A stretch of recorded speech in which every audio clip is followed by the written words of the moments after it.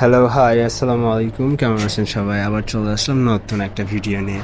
ঢাকার মধ্যে আমার most of the favourite place হইতেছে আগারগাঁও। আগারগাঁওতে আমার অনেক ভালো লাগে।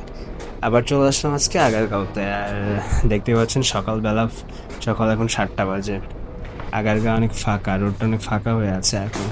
তো ভাবলাম যে চা খেয়ে আসি। তো রাস্তা পার হচ্ছি, রাজস্ব ভবনের পাশে কয়েকটা চায়ের দোকান বসে। ওই চায়ের দোকানগুলোতে অনেক ভালো চা পাওয়া যায়। তো ওর পাশে আসলাম, রাস্তা পার হয়ে গেলাম।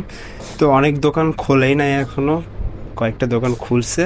তো আমি এর মধ্যে একটা দোকানে গিয়ে চা খাবো। ওই সামনে যে দোকানটা খোলা আছে ওইখানে যাব। তো আমি একটু ফুটপাতে উঠলাম, কারণ ফুটপাতটা দেখতে অনেক সুন্দর লাগছিল।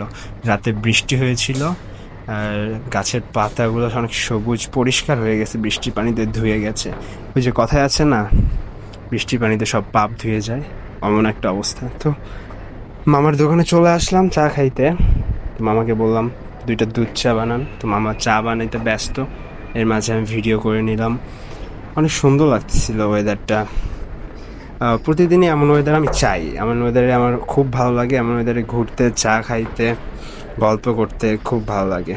তো এই তো মামা চা বানাচ্ছে, গরম গরম চা খাবো, বসে গল্প করব, ফ্রেন্ড আছে সাথে। চাটা অনেক ভালো হয়েছিল, মজা লাগছিল।